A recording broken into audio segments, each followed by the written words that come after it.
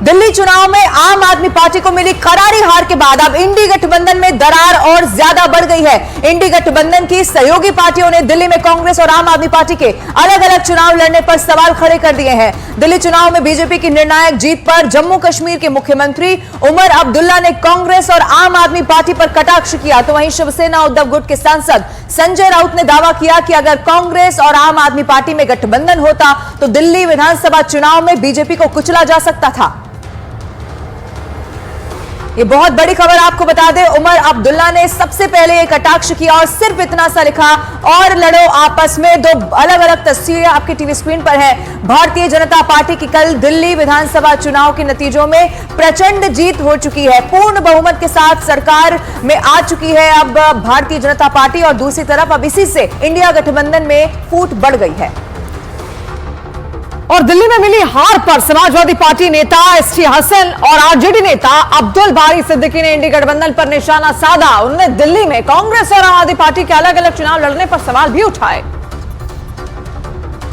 वो अब आत्मचिंतन करने की जरूरत है।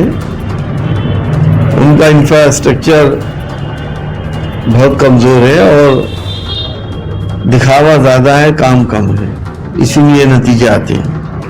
जो बड़े नेता हैं जो गठबंधन में बैठते हैं उनको सोचना चाहिए कि साहब आप किस ताकत से लड़ रहे हैं। उस ताकत से लड़ रहे हैं जो झूठ में, फ्रेम में, जाल में, पैसा में, कौड़ी में मजबूत है।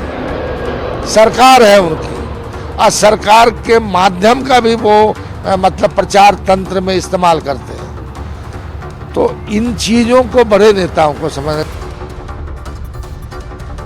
और समाजवादी पार्टी के सांसद रामगोपाल यादव ने जहां कांग्रेस और आम आदमी पार्टी पर एक दूसरे को हराने का आरोप लगा दिया, तो वहीं कांग्रेस नेता उमंग सिंघार ने इंडी गठबंधन पर एक बार फिर से मंथन की बात कह दी है।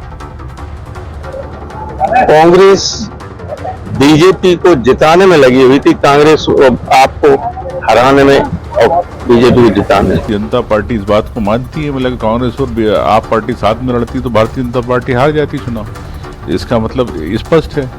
तो साथ देना नहीं देना ये अलग बात है। आप पार्टी जिस प्रकार से कहीं कहीं पुदकती थी कुकर मुत्ते की तरह, तो मेरे ख्याल से इसका अध्याय खत्म हुआ। और वहीं दिल्ली में बीजेपी को मिले पूर्ण बहुमत और आम आदमी पार्टी की हार पर टीएमसी नेता कुणाल घोष ने इंडी गठबंधन पर हमला बोला। उन्होंने कहा कि दिल्ली का मामला दिल्ली में है, इसका बंगाल में कोई असर नहीं है। दिल्ली में कौन जीता, कौन हारा, कौन चुनाव लड़ा, इससे टीएमसी को कोई मतलब नहीं। एनालिसिस कर रहे हैं, उसका कोई इम्पैक्ट बंगाल का धरती में, पॉलिटिकल धरती में, सोशल धरती में नहीं होगा। कांग्रेस और सीपीएम यहाँ पर भी वो लोग अलायंस किया था, वो लोग भाजपा का एजेंट बन के वोट डिवीजन का खेल खेला था, लेकिन पब्लिक पूरा ममता दीदी के साथ है, तृणमूल का साथ है।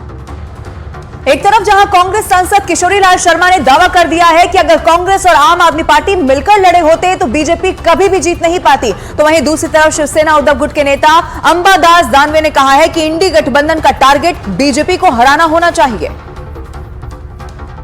देखो, दिल्ली में हम लोगों ने लड़के अपना वोट परसेंटेज बढ़ाया, क्योंकि अलायंस अगर हो जाता आपका और कांग्रेस का तो ये परिदृश्य दूसरा होता। वोट का बिखराव है तो इससे मतलब फर्क पड़ा है।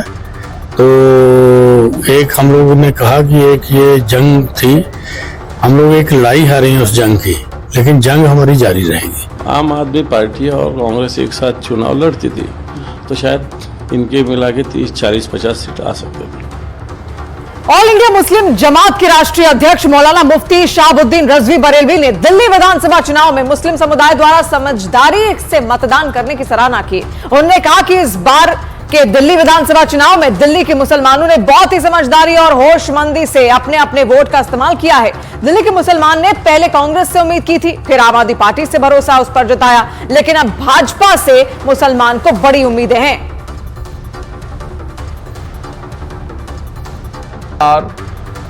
दिल्ली के अवाम ने बीजेपी को जिताया है, और इसमें खास बात यह है कि जैसा हर जगह मुसलमानों का वोटिंग ट्रेड रहता था, इस बार मुसलमानों का वोटिंग ट्रेड दिल्ली में बिल्कुल मुख्तलिफ रहा है। मुसलमानों ने कांग्रेस को, आम आदमी पार्टी को और बीजेपी को भी वोट दिया है और बड़ी तादाद में बीजेपी को वोट दिया है। तो ये एक जो मुसलमानों ने इस मर्तबा बड़ी सूझबूझ का मुजाहरा किया कि उन्होंने वोटों की यकमुश्त किसी को न दे करके उसको तकसीम कर दिया।